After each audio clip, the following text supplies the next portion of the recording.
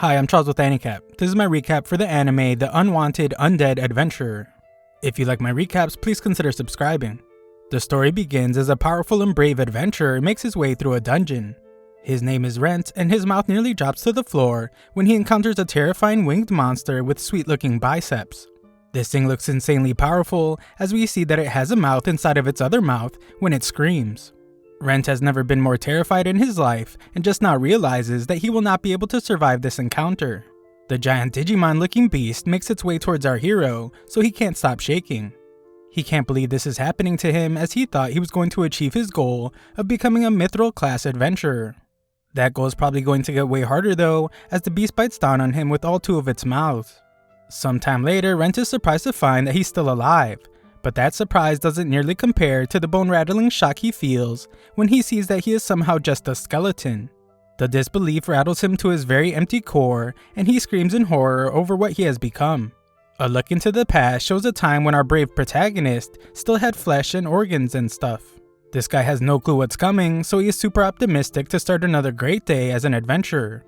It's seriously early in the morning, and that is typical for adventurers, but he thinks about how lucky nobles and scholars are since they can sleep in late. Waking up early is going to be the least of this guy's problems, and he explains that he's a low bronze class adventurer. He was born and raised in a town way too small to be on a map, and travels through it to go to get a job. These jobs are provided by the Adventurers Guild, and they are given based on an adventurer's specific rank and skill. The guild probably does it this way so stupid adventurers can't mess it up and get themselves killed or turn into undead skeletons.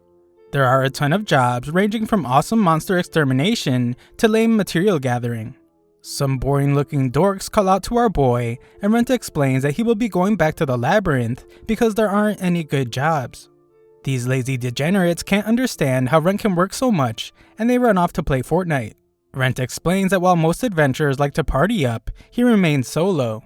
It's not for any cool Lone Ranger type of reason though, it's because he simply isn't very good. This guy's been adventuring for 10 years now, but he's still only bronze, which is the second lowest rank. He makes a living selling stuff from cautious jobs he takes, but he is very frugal. This guy lives a pretty dull life as he tries to be conscious of every move he makes. Well, he really screws that up though, as we watch this guy walk right into the labyrinth that's going to change him forever. In this dungeon that has been thoroughly explored and completely deserted, Rent is shocked to find a secret passageway. This is an amazing discovery, as he is likely the first person to find it, so the dummy throws caution to the wind and begins exploring it up. As he walks through the area, it becomes certain that it's unexplored, so he hopes to find some valuable magical weapons.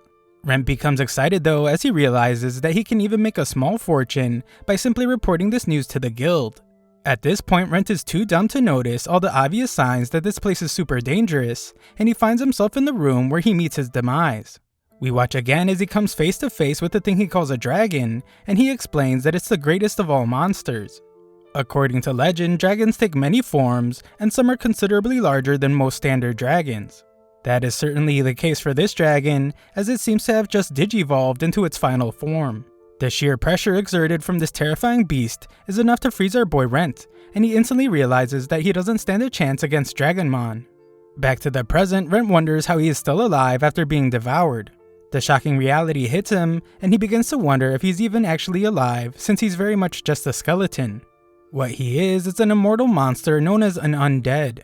Sure, that sounds cool, but a bishop or priest could easily destroy him with their purification magic since the undead are not meant for this world.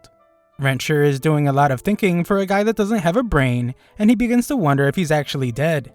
He is still conscious and has his memories, so he must be alive to some extent. Unable to answer all these existential questions, Rent decides to head back to town, but quickly realizes that doing so will only get him in trouble.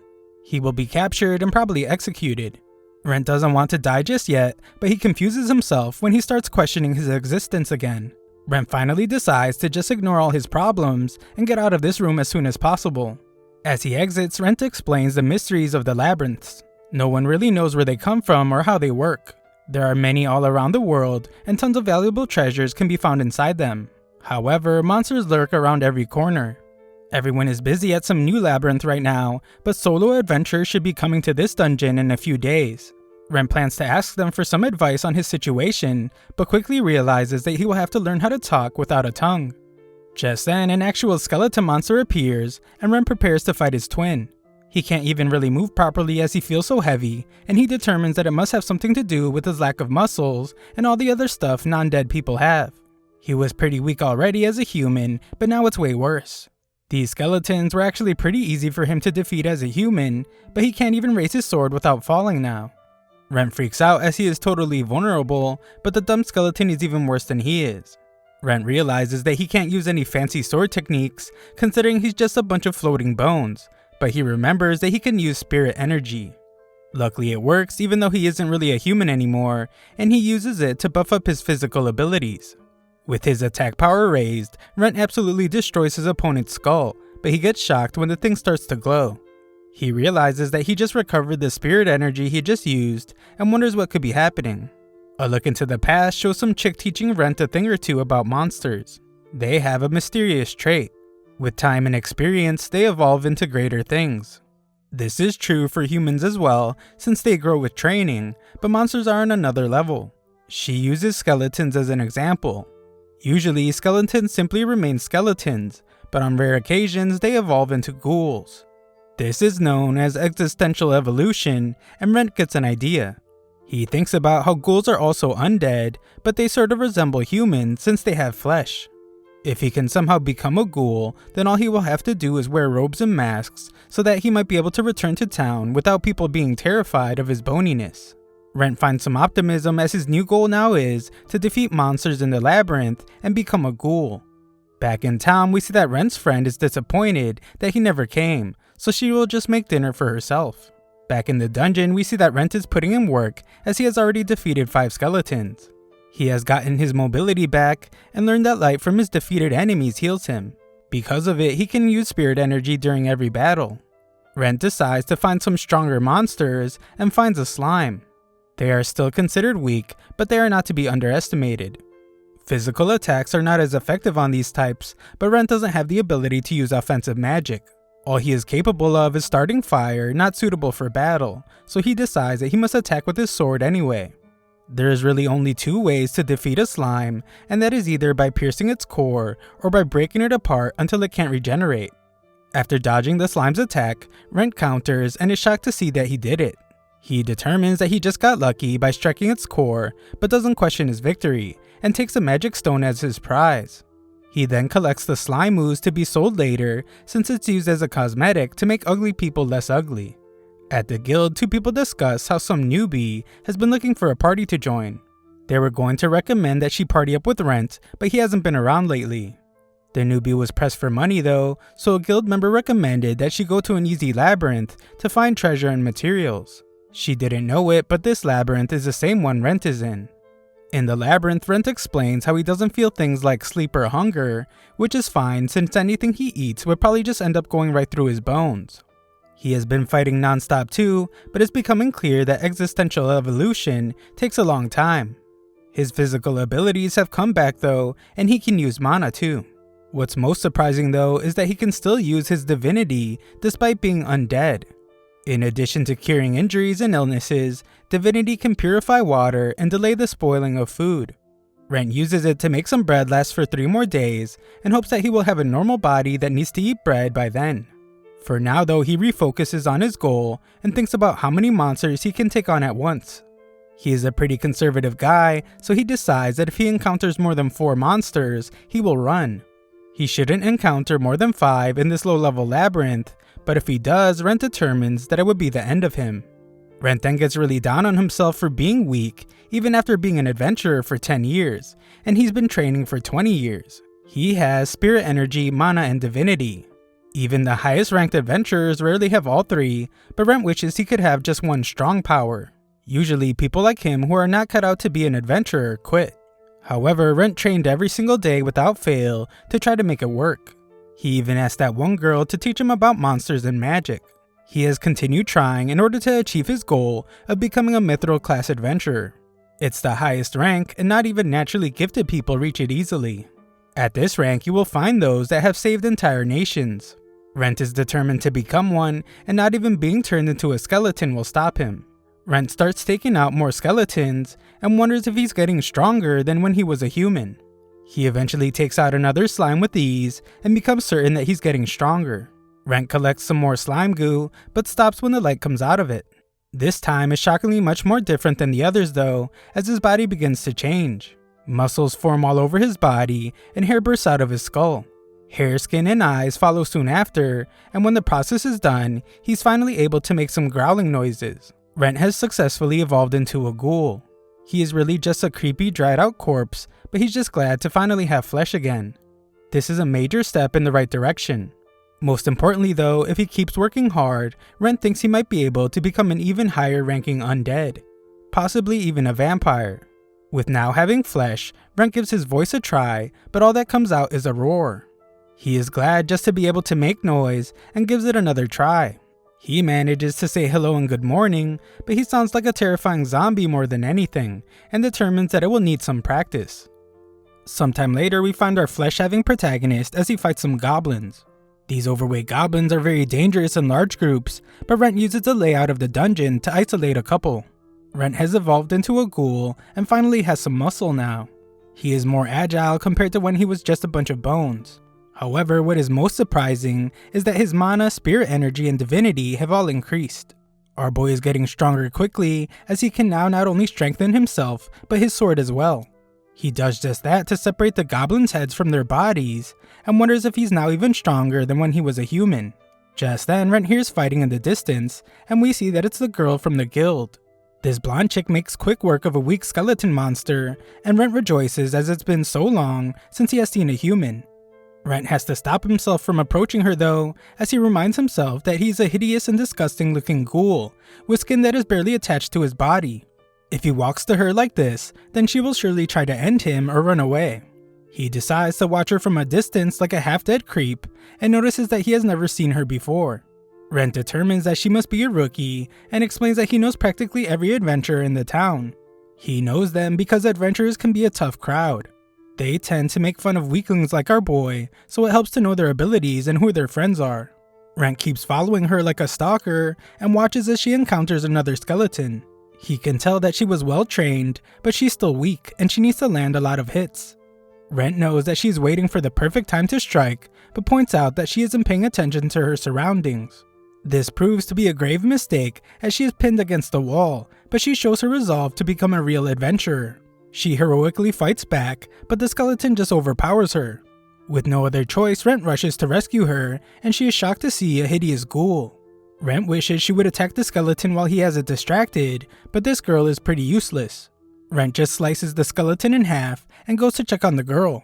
Unfortunately, he still sounds like a zombie, so she freaks out when he tries to tell her his name. Rent makes it clear that he is not her enemy by tossing his sword, and she realizes that he's trying to talk.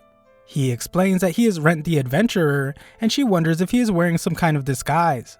Rent can't even explain what happened really, as he died but he is still alive. She can tell that he isn't like the other monsters, and thanks him for saving her. Rent has to assure this terrified girl that he isn't going to end her life, but does ask for help. She agrees to buy him a robe so he can return back to town, and he lets her keep the change after she does so. This girl introduces herself as Rena, the daughter of a knight, and she promises to do this for him as repayment for him saving her. She leaves, but Rent can't help but notice how cautious she was being around him. A proper adventurer would report a mysterious ghoul like himself to the guild, but Rent believes that this girl he just met and knows nothing about won't betray him. Back in town, the first thing this chick does is run to the guild. The guild lady from earlier was worried about her, and Rena explains that she has an urgent question to ask her. Back in the dungeon, Rent fights another slime, and finally confirms that he is a lot stronger than when he was a human. In fact, he is not only stronger, his body now moves exactly how he wants it to. Rent destroys yet another slime by hitting its core perfectly, and he begins to wonder if his vision is getting better as well. He assumes that it's actually combat intuition, something you can't learn from training or studying. Rent can't help but think of the irony, as he only got the power he has always wanted most after he ended up in this rotting corpse of a body. Just then, Rent is surprised to see that Rena has returned. Rent must assure her that he isn't some other ghoul, and explains that ghouls don't show up on the early levels like this. She can tell that Rent has gotten a little better at talking, and our diligent hero explains that he has been practicing. Rena has brought him some clothes, but gets startled when she tries to give him his change. She apologizes for still being terrified of him because he looks like he was in the Thriller video and tells him that she will eventually get used to it. Ren thinks she did a great job picking clothes since the robe will conceal his whole body and it's something a mage would wear. This nice person got him some other things as well, and she explains that she had to ask someone where all the shops are since she is new to town. Aside from boots and gloves, she also brought some bandages. This chick has surprisingly thought of everything, as she explains that he can use it to cover his arms and legs. This gesture makes Rent want to cry, but his decrepit body lacks the moisture and tear ducts to do so. Rent puts everything on and actually looks pretty good. It's much easier to move in it all than he thought it would be, but he admittedly loses some visibility. He will still be able to fight though, so he tells Rina that it's all perfect. She makes a pretty bad move by showing him his now hideous face, but she reveals that she brought him a mask. Rina knew his hard to look at face would be a problem, so she got it for him. This mask slams itself onto his face like it knew how bad it needed to be hidden, and Rent is shocked to find that it won't come off. They both freak out, and this dim-witted girl explains that looking back, the shop she got it from did seem a bit suspicious. It wasn't one of the shops her friend showed her, and she bought it because it was cheap. It was only a crazy low 3 copper coins, but she explains that she did check it for curses. Nothing happened when she touched it, but Rent determines that the mask must have a curse that activates when it's put on. Rina is shocked to see that Rent can use divinity, and he wonders if he can break the curse now that he has more divinity. Unfortunately, he runs out of energy, so she apologizes. Rent explains that the mask responded to his divinity, so all he will have to do is save up some money and ask the powerful cleric to break the curse. He tries to console her, but backs away when he remembers that he is a monster. Rina stops him though, as she has come to realize that Rent is not a bad person. She says that she isn't scared anymore, but she is still shaking. Rent tells her that she doesn't have to force herself, and she can take her time until she's really used to him being a rotting decrepit zombie. Rina promises that it won't take long, and the two head back to town. On their way, Rina explains that there weren't any jobs for rookies like herself in the capital, so she came to Malt. Rent is still surprised that she came all the way out to the countryside, but she explains that she wants to see the world. Her main goal is to get stronger and become a full-fledged adventurer fast. Rent suggests that it's better for an adventurer to be a coward like him, since everyone only has one life to live. She agrees for some reason, and he jokes about how zombies like him are rare, so they both laugh it up like it was the funniest joke ever. When they arrive at Malt, Rent points out that a lot of people know him there, so they will surely know that something is wrong if he shows his ID. They decide to use another gate, and Rent thanks his new friend as he would never have gotten this far without her. She says it's not a big deal, but he explains that he is a monster, and if she helps him get into town, she will be considered a criminal. She could lose her adventurer's license, and he doesn't want to cause her those kind of problems. This girl is determined though, and explains that if it wasn't for him, she wouldn't be alive. The skeleton would have ended her, so she doesn't mind risking her life for him this one time. At the west entrance, their identities are confirmed as adventurers, but one of the guards has some kind of problem with Rent's unusual appearance. The situation gets tense as they demand to see Rent's face, but Rina brilliantly explains that Rent's mask is cursed, and he can't remove it. She then says that his voice is all messed up because he was horribly injured by a monster, and Rent shows his disfigured ear as proof. Rina tells them that he just bought the mask to hide his hideous scars, but it turned out to be cursed. The guards feel terrible about his awful luck, and Rent even offers to let them pull the mask. The guard gets all the proof he needs when his feeble attempt to remove the mask fails, so he allows Rent to enter. Rent credits Rina for their success, but she once again just says that it's all part of her repayment. However, just then, Rent disappears. Rent just watches her desperately search for him like a jerk, and thinks about how she is a good kid. She wears a bunch of cheap equipment, but it's been well maintained. She is also a decent fighter, and isn't that dumb. Most importantly though, she is brave, so he is sure that she will make a fine adventurer. Rent explains that anyone he knew with her kind of talent eventually left him. He must leave her for now, and when he looks a little more human, he promises to apologize to her face to face. Afterwards, we see why Rent really left Rina behind, as he goes to see a more suitable human cooperator. Someone with a bit of a past, and a person who can be trusted to keep secrets. Rent just walks into a house where he finds his very suitable human cooperator named Lorraine. He tries to wake her up with his messed up voice, but she refuses. He threatens to drop a book on her head so she knows it's Rent, but she's surprised to see him all covered up. Rent doesn't prepare her at all and shockingly just shows her his ghoulish arm. A look back to just a moment ago shows that Lorraine was worried about Rent, and she was considering having a guild send out a search party. Rent knocked on the door, so she wondered why he didn't just walk in. She assumed that something must have happened, and she went to pretend like she was sleeping. As he entered, she thought about how relieved she was that he is still alive. Back to the present, Lorraine explains that in all her years of research, she has never heard of anyone who got eaten by a dragon and turned into an undead. Lorraine is skeptical of his entire story, but considering how disgustingly grotesque his body looks, she determines that she has no other choice but to believe him. Rent is amazed at how calm she is, but it's to be expected from the academic mage adventurer. It's pretty clear though that she isn't really looking at him as a friend right now, and more of a test subject. Lorraine then shocks him by asking if he's really Rent now that he is undead. Rent explains that he definitely has the memories and mind of Rent, but his mess of a body definitely died. However, whether or not the current him and the old him are the same person, he doesn't know. Setting aside this impossible question, Rent explains that he still wants to continue being an adventurer. His body might look like a rotting corpse, but Rent is still determined to become mithril no matter what. Lorraine is a genius and can tell that he wants her to accept jobs for him since he can't go to the guild in his current state.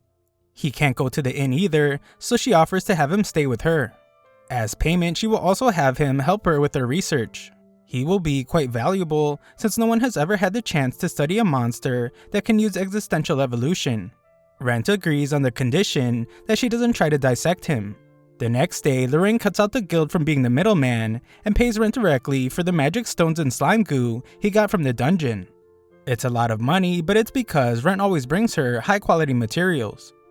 Rent decides to go to the blacksmith and feels good about having a pocket full of money, but that happiness leaves when he notices that people seem to be scared of him. At the blacksmith, Rent apologizes for his strange appearance using his strange voice. Rent would like a new sword, and the blacksmith can tell from his old sword that he uses magic or spirit energy.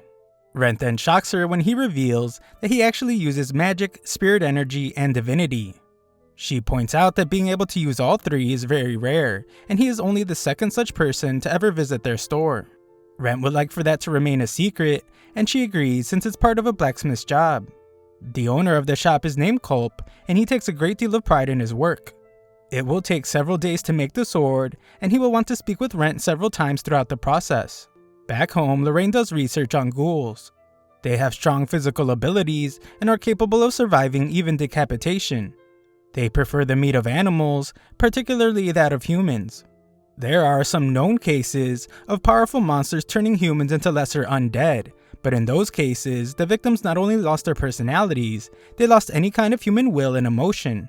Rent is an extremely special case, and she determines that the chance Rent is the exact same person he was in life is extremely low. She is very close to him though, and to her, he still feels like Rent. A look back shows when they first met, and Rent's skin wasn't falling off his body. Lorraine just took a job, and some guy asked her to take young Rent with her. He was only a rookie, so she didn't have to pay him, and he just needed experience. Lorraine explains that the world was so boring to her. Even when she became the youngest person ever to attain the title of Great Doctor, it meant nothing to her. The title of Great Doctor allows one to register as a silver class adventurer. She went to a distant nation without telling anyone, simply because she had nothing better to do.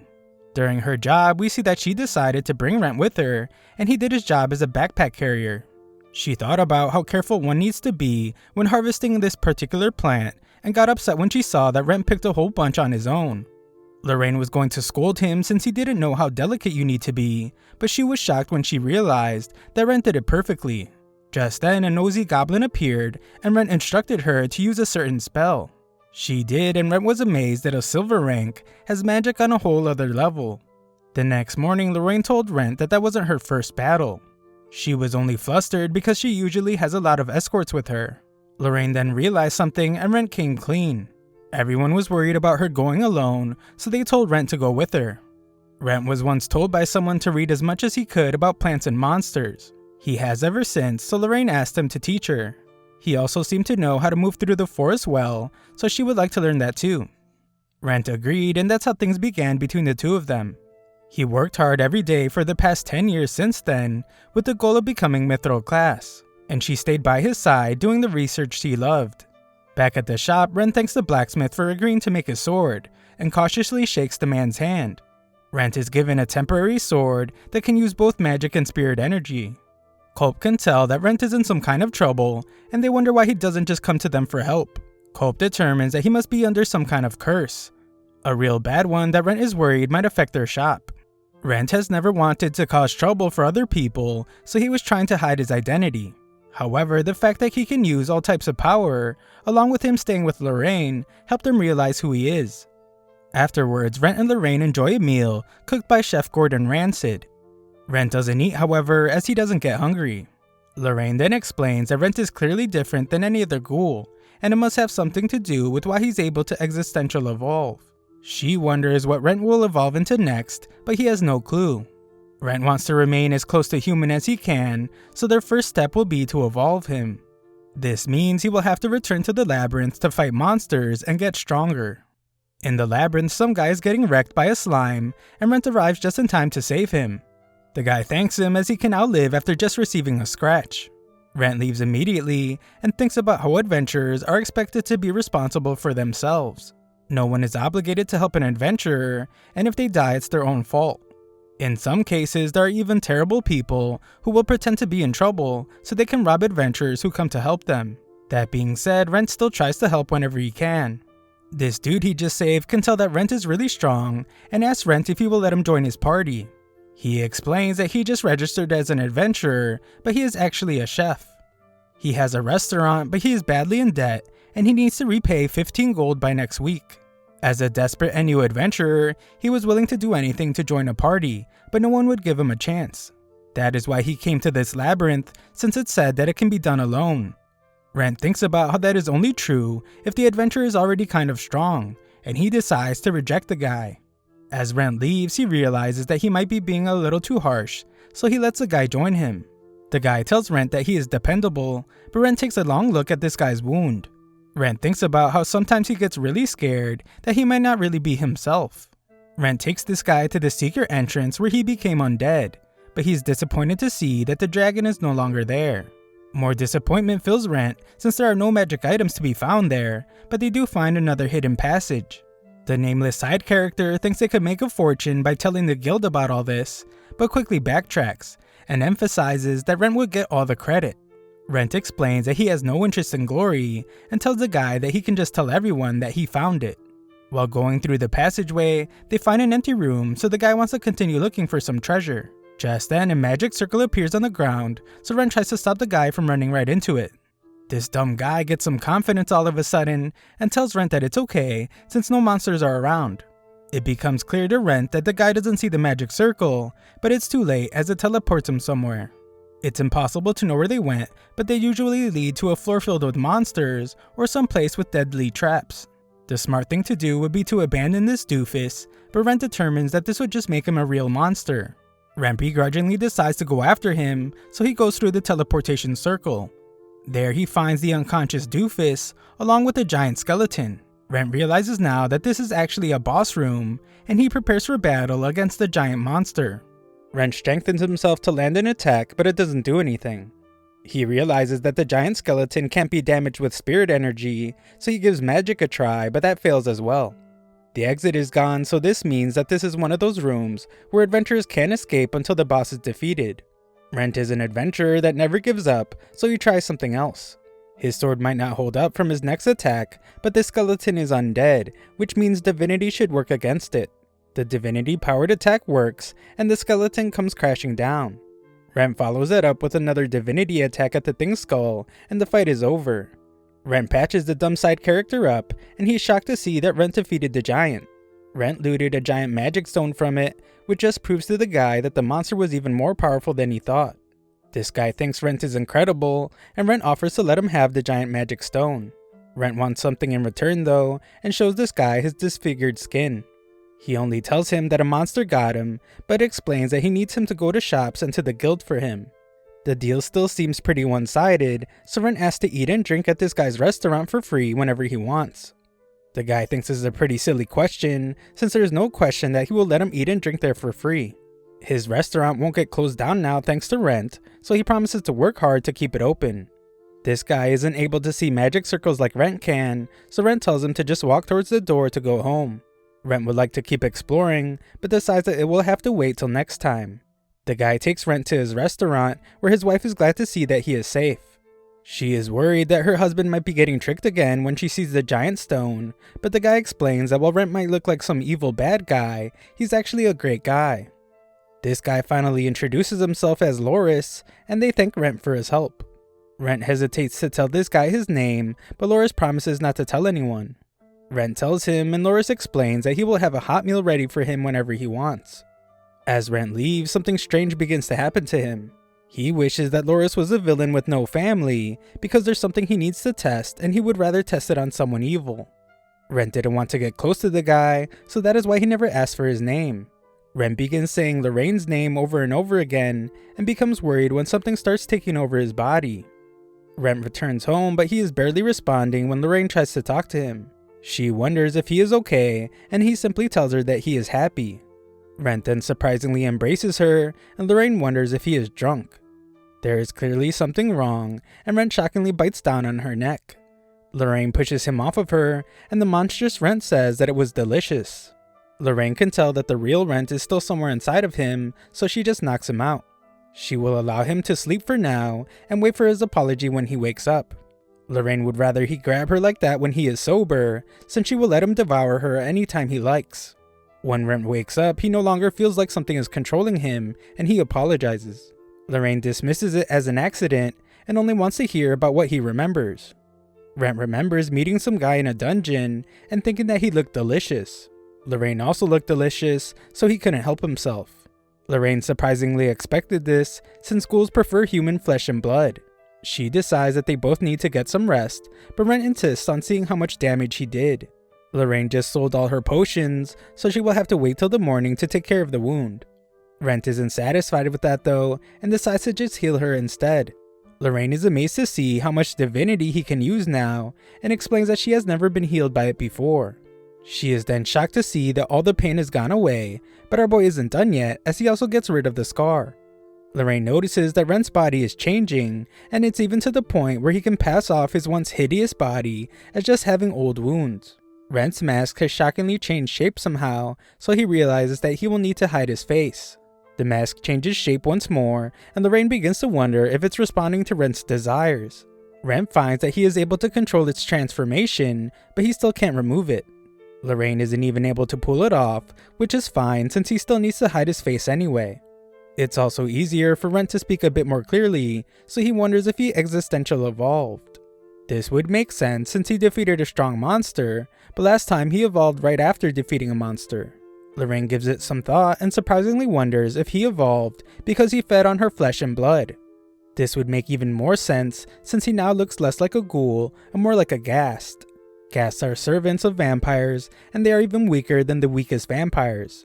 Rent wonders why his transformation is going in this direction, and Lorraine points out that the origins of existential evolution are a complete mystery, even to the most knowledgeable of academics. Rent is eager to hear her hypothesis on what's going on, so they decide not to sleep. Rent started as a skeleton, then became a ghoul. Existential evolution is defined as when a monster transforms into a more powerful being. A ghoul isn't the only thing stronger than a skeleton, since there are also skeleton soldiers, skeleton knights, and lots of other things. Why existential evolution leads down one path or the other is unknown, but she infers that the monster evolves into the form that it wishes to take. Rent kept saying that he wanted to become more human, so he became a ghoul. Rent thinks this would make more sense if he became a vampire, since a vampire looks more human than a ghast. This is true, but Lorraine compares existential evolution to ranks in a guild. You cannot jump from bronze to gold, so she predicts that Rent will have to meet certain conditions before he becomes a vampire. Experiments on smaller monsters have shown that they existential evolved into a form adapted to their environment.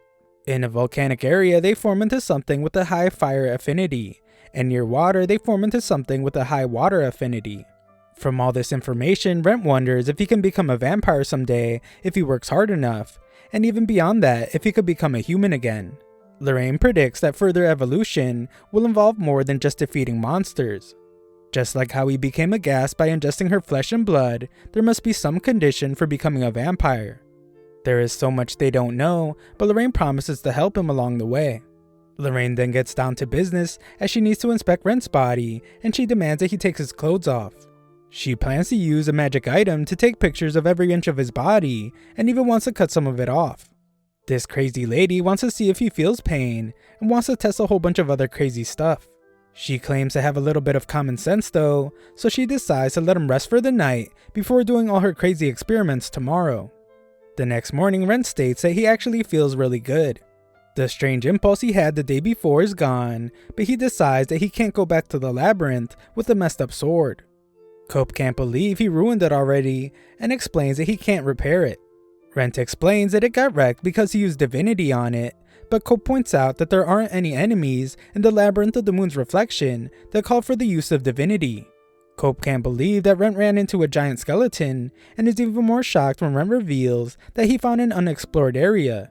Cope almost says Rent's name by accident, but he catches himself as he doesn't want Rent to know that he knows his real identity.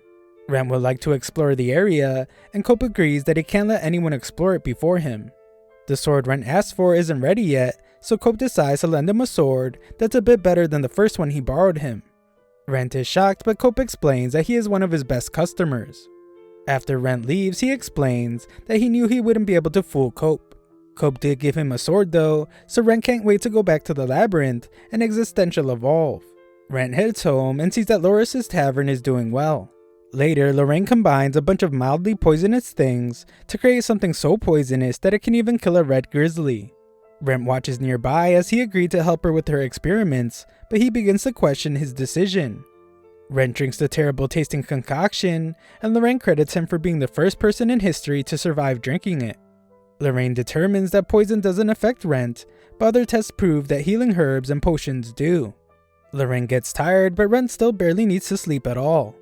The problem is that he still has a faint desire for human flesh and blood. Rent is then shocked when Lorraine gives him a vial of her own blood.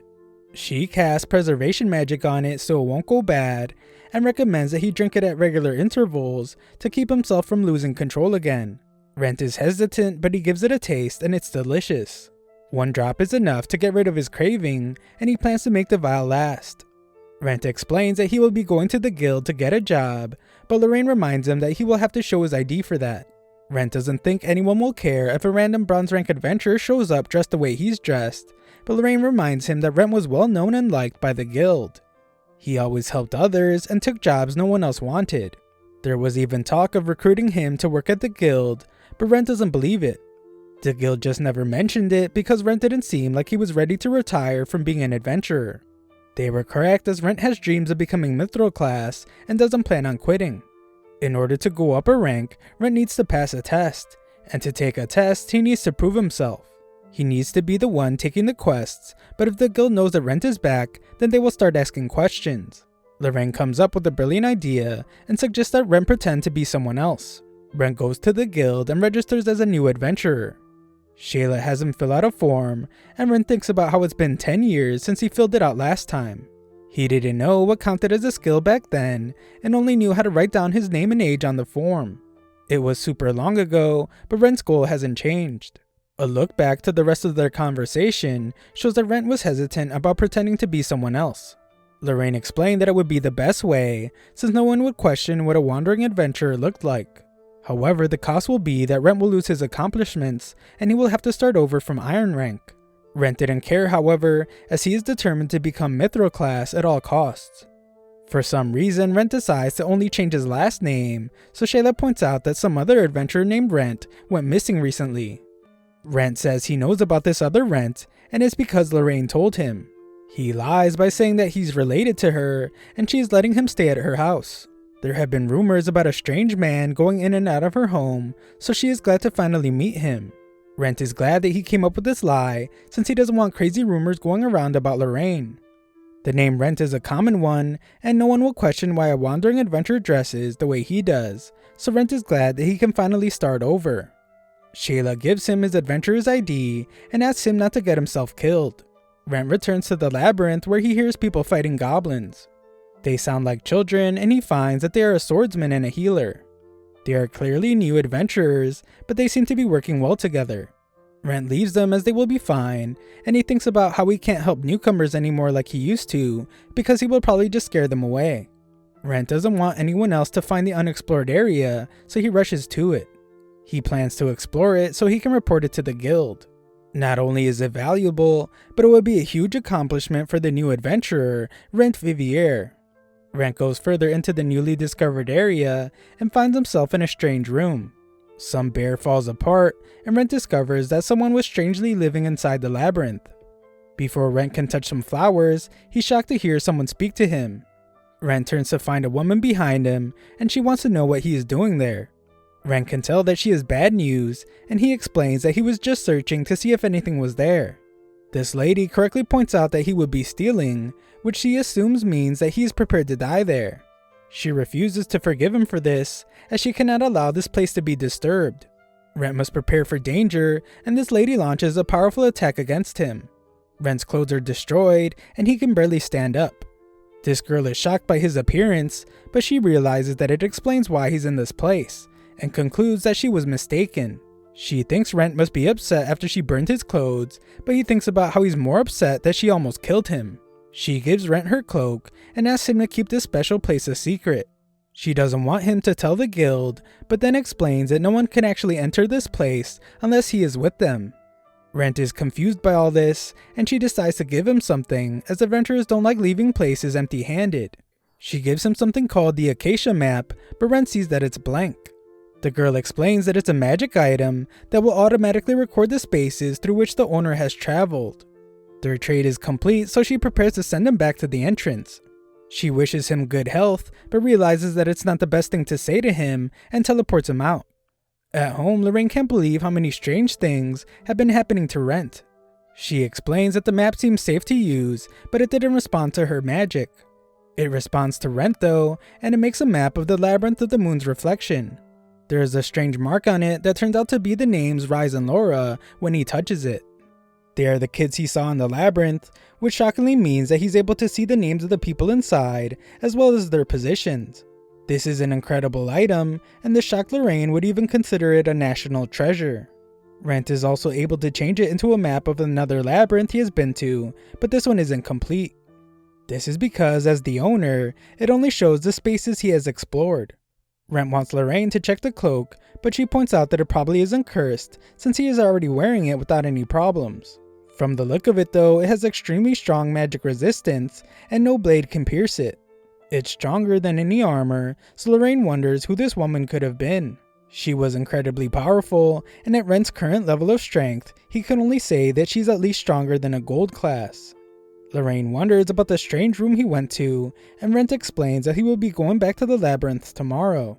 Lorraine reminds him that he was almost killed, but Rent points out that the lady never told him not to go back, she just told him not to tell the guild. Lorraine says that the lady obviously wants to be left alone, but our boy plans to clear things up by talking to her. The next day, Rent returns to the labyrinth and thinks about his current situation while fighting a skeleton. Most people would take pity on him if they knew what he has been through, but Rent doesn't see things that way. From his perspective, he has fought powerful enemies, encountered a bunch of mysteries, and gotten stronger. These are all just the types of things a mithril class adventurer does. Rent then finds that the entrance is gone, and realizes that the girl doesn't want him returning. He determines that this can't be it though, and thinks that she just doesn't want him coming back right now. At the guild, some side character wonders where Rent is, and hopes he is okay. Shayla thinks about how a lot of people learned to be an adventurer from Rent, and even she learned how to be a guild employee because of him. She thinks back to when they first met, and is startled when new Rent appears. New Rent wants to take a job that requires gathering 3 bodies worth of orc flesh. Orcs are quite strong, so she can't recommend it for an iron class adventurer.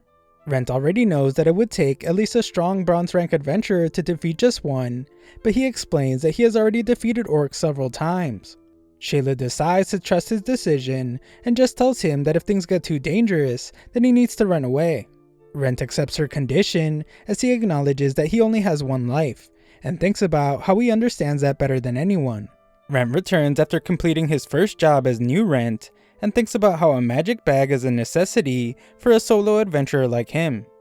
It took him 5 years to save up the money for it, but it was well worth it. Our boy Rent has properly dressed and preserved the orc meat, so Shayla is certain that the client will be pleased. The job is complete, and word is already beginning to spread about how fast new Rent took down 3 orcs all by himself. They wonder who this new guy is, and Rent realizes that he might be sticking out a bit too much as a rookie iron class. Shayla returns, and Rent is shocked to see that her manager has suggested that he take the promotion exam. It's rare for someone to get this opportunity so soon after registering, but they think new Rent has potential. If he passes, Rent will become bronze class, so he accepts. Lorraine is glad to hear the good news, but Rent just credits this new body of his. Lorraine tells him not to sell himself short, as he is the one capable of controlling that body. Lorraine is pretty disappointed to hear that he named his new self Rent Vivier, because that's her family name and it could raise suspicion. Rent points out how a strange man hanging out in her house would create a lot of rumors, so it was better he pretended to be her relative. Lorraine accepts this answer, but also tells him not to worry about her reputation. She is just a broke academic who came to this town because she couldn't make it in the capital. She doesn't care what people think of her, but Rent rather not cause her any trouble. Lorraine points out that our boy does all the cooking, washing, and cleaning, so she owes him more than he owes her. Rent doesn't think that's even close to being true, since he's only still human because of her. These words touch Lorraine, and she offers to let Rent stay with her as long as he would like. There is nothing wrong with imposing on family, so he takes her up on her offer. The next day, Rent arrives at the guild ready for his exam. Shayla is shocked that he came so soon, since she thought he would wait for the next one so he could have time to study. The next one is several months from now, and there's no way he's going to wait that long. Some lazy adventurer arrives late after staying up watching too many AniCap videos, and Rent thinks about how that guy will lose points. An adventurer who can't show up on time isn't trustworthy, and probably will fail the exam. The first part of the exam will test the adventurer's knowledge. They will be quizzed on the guild rules and the proper handling of monster drops. Only those that pass will be able to move on to the practical portion of the exam. The practical changes every time, and Rent thinks about how it was gathering herbs when he first took it. The written test begins, and Rent recognizes the young girl from the labyrinth named Laura. Her friend isn't there, so Rent assumes that he's taking the verbal exam. It's rare for normal people to be able to read and write, so Rent was lucky to learn it in his village. He also learned everything necessary for this test, so it should be a piece of cake. Afterwards, the AniCap fan can't believe how hard the test was, but Rent is told that he received a perfect score. That's extremely rare, but Rent is just glad that he passed. Rent wonders what the practical will be, so Shayla tells him that he will form a party with a few of the others and carry out a job for the guild. Rent is partied up with Rise and Laura, and Rise quickly explains that he is a swordsman who uses spirit energy to raise his strength when he fights. Laura is a mage and can use healing magic. Participants are told that the job will take place in the Labyrinth of the New Moon, and their job will be to reach the point written on their map. They are all given the same spot on the map, and they have until sunset. The first party to arrive will receive a reward befitting their efforts, and everyone quickly realizes that this is a race.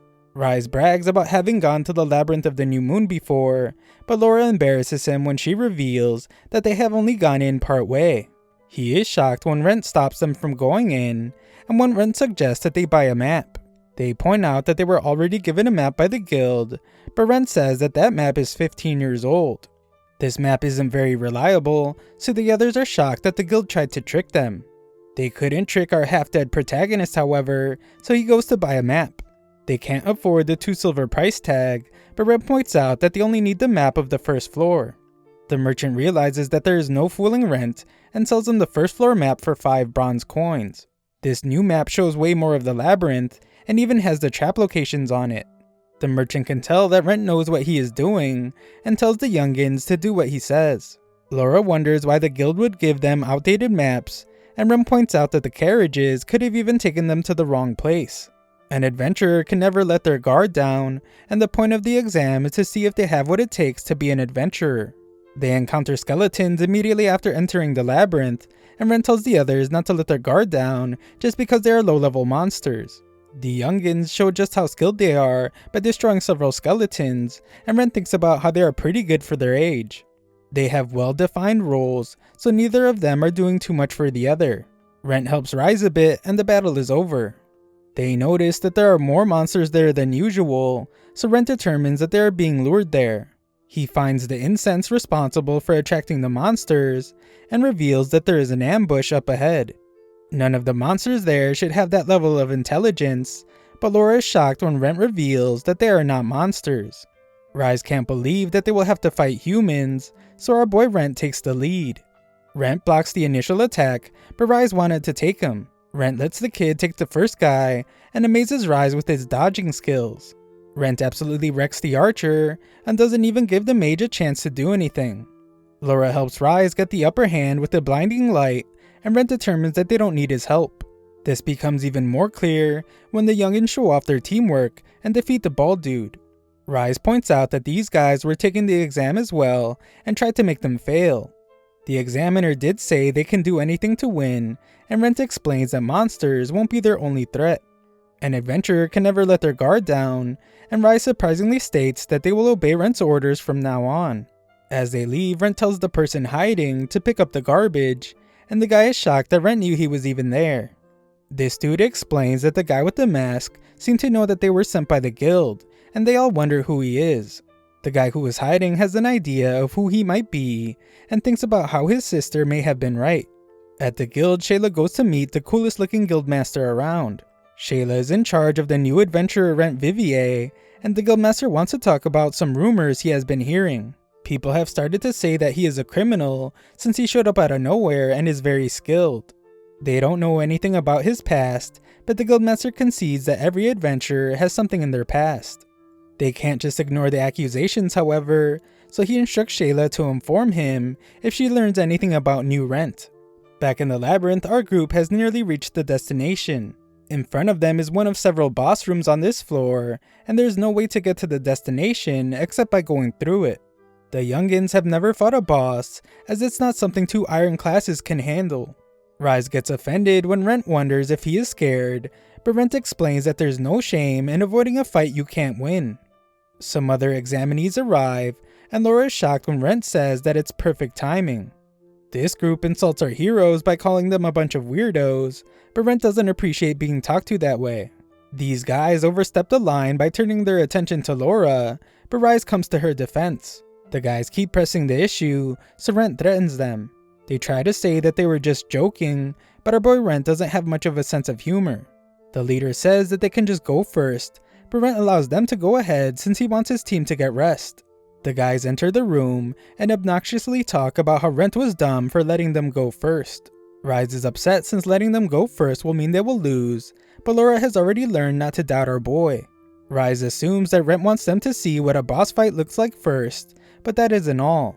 Just then, they hear the first group scream in agony, and they get carried out of the room. Rent explains that guild employees rescued the party of idiots, so even if they lose, they won't die. Rent wanted them to see this so the youngins would feel more comfortable, and he reiterates that there's no shame in avoiding a fight you can't win. Rise thinks about if he runs here, he probably won't ever come back. This means he will never become a real adventurer, so he asks Laura if she will follow him into battle. Laura agrees, and Rent determines that this kid has finally made his decision. An adventurer who has been broken once becomes weak. It's not rare for them to quit, but Rise was able to sense that and has chosen not to run. That is a very important part of what it takes to become an adventurer, so they all head into the boss room. In the boss room, our group finds out that their opponent is a giant slime monster. It's a grand slime, so Rise declares that they can't mess up like those guys did before them. Rent thinks about how things have not gone how he had hoped. There's actually no need to beat the boss for the exam, so he was hoping that the other guys would beat it for them. Rent decides to just go along with it, and Rise begins the attack.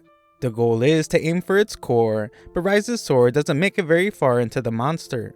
Rise can only dodge for now, so Rent tells Laura to focus on empowering her magic. A look back shows them planning for this exact fight.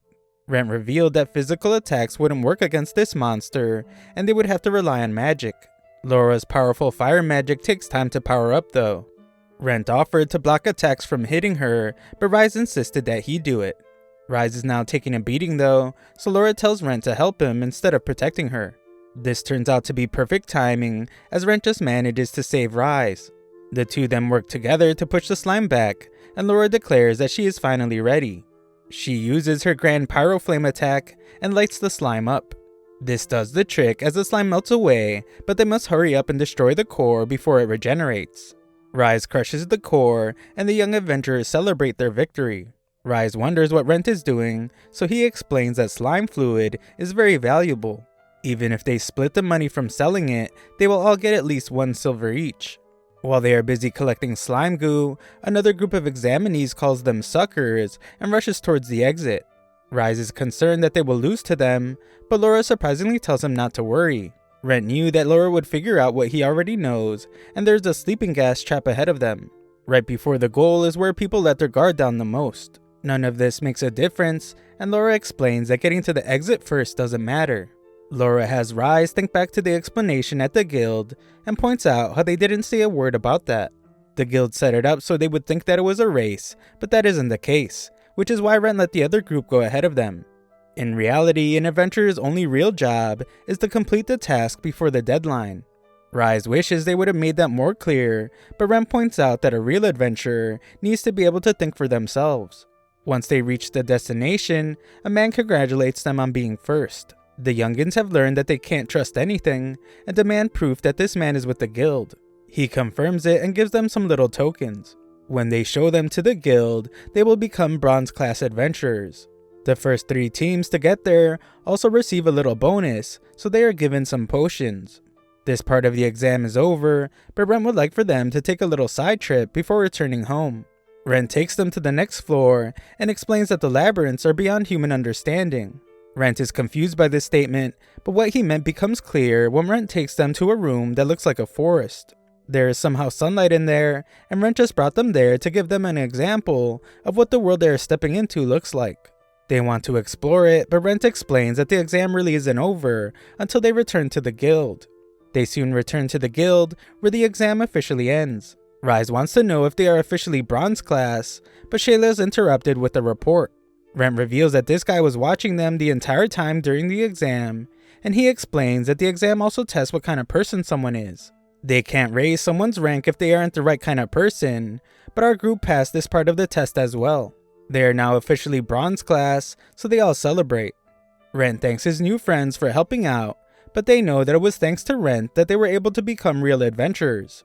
They would like to ask for Rent to continue adventuring with them, but Laura already knows that that won't be possible. She is pretty intelligent, and she can tell that Rent has a much different goal than they do. The reason why he taught them so much during the exam was so they could make it on their own. They treasure him as a comrade and hope to adventure with him again one day. After they say their goodbyes, Shayla reveals that she has an important question for Rent and asks him to go with her. She is certain that Rent is smart enough to know why, and Rent thinks about how she must have figured out who he really is. Rent wonders if the guild wants to punish him for what he has done, but she doesn't answer. Rent decides to just never return to this guild, but Shayla reveals that she just wants to know what happened to him. Rent decides to go with her instead of leaving, because her voice sounds like she is just worried about him. Rent doesn't reveal much, but he does say that he is dealing with something that he doesn't want to get anyone else involved with. Shayla then surprisingly reveals that she hasn't told the guild anything about Rent's real identity. She only told a little to the man that was watching him during the exam. He is her brother though, and he can keep a secret. It's clear that Rent is having a hard time trusting her, so Shayla presents him with a magical contract. If they agree to the contract, she will suffer a penalty backed by magical force for sharing his secret. The penalty is pretty serious, since if she breaks it, Shayla will have to leave the guild. That's not all though, as she will then be forced to travel to a country where slavery is legal, and she will have to become a slave. Rent thinks that's way too extreme, but Shayla wants to show how serious she is. Rent wants to know why she would go so far, so she explains that she just wants to help him, and not because she is part of the guild. Rent helped her grow into the person she is now, and she points out to Rent that there are actually a lot of people that are grateful to him. Rent agrees to her request and signs the contract. He can't think of a great way to explain everything, so he just shows her his face instead. Rent can see how terrified she is, and he is sure that she regrets asking now. Shayla doesn't regret it at all, since she would much rather know if he is suffering this much. She is then shocked when Rent reveals that he is an undead monster. Rent wants her to think hard and questions if she really thinks she can help him. He explains that he has no intention of hurting anyone, but whether she believes him or not is up to her. Shayla stops him from leaving and explains that she does trust him. Rent has always been a good person, and that was even clear recently when he helped Rise and Laura learn to be adventurers. Shayla has made her decision and promises to help Rent any way she can. Back home, it's Lorraine's turn to be shocked as Rent brings Shayla with him. Shayla reveals that Rent told her everything, but Lorraine points out how naive it was for her to come there. Rent is an undead monster, and Lorraine is a sketchy-looking academic. They are keeping a dark secret, so she points out how dangerous it was for her to come to the home of a witch and a monster. Worst case scenario, she could end up as their food, but Shayla knows better. Lorraine isn't considered a witch, she is actually known as a wonderful researcher. Lorraine makes her laugh by telling her that she hunts for blood, but she gets serious and points out that this is what Rent actually has become. The room gets silent, and everyone waits for Shayla's response. Rent can tell just how serious the situation really is, as Lorraine doesn't see Shayla as a person, even as she sits right in front of her. If Shayla gives the wrong answer, Lorraine won't hesitate to eliminate her. Shayla explains that she knows exactly what Rent has become, and it's not a concern. This is the correct response, so they all relax to enjoy the cooking of Chef Gordon Rancid. Lorraine explains that there is only a small price to pay for Rent's helpfulness, and Shayla gets her first look at Rent consuming blood. Lorraine is glad to hear that these two signed a contract, but Shayla reveals that Rent has been standing out too much recently. Several rookie adventurers have gone missing, and the guild assumes that it's a series of kidnappings. Rent has demonstrated that he is highly skilled, but he also looks very suspicious. Rent doesn't act like a rookie, so people have been spreading rumors about him out of jealousy. Rent is amazed that people are jealous of him now, but he is reminded that this isn't a good thing. Rent agrees to stay away from the labyrinth for 3 days, but that isn't enough for Lorraine, so he changes it to 4. The next day, Rise and Laura look for a job, as they eagerly want to return to the labyrinth. The guildmaster is glad to hear that new Rent passed the exam, but wonders where old Rent is. The guildmaster points out that he was planning to recruit him to the guild, and Shayla thinks he would be a great addition. A while later, Rent leaves the house, and Lorraine can tell that he's going to the labyrinth. He was supposed to wait until the kidnapping rumors settled down, and she wonders if it would really kill him to take the day off. This is Rent we're talking about though, so she reminds herself that Rent is a man on a mission. Rent visits the blacksmith to pick up his sword, and he's satisfied with it. Clope explains that it was easy since he knows Rent's movement, and Rent is now more sure than ever that Clope knows his real identity. This new sword is exactly what Rent asked for, as it can use mana, spirit energy, and divinity.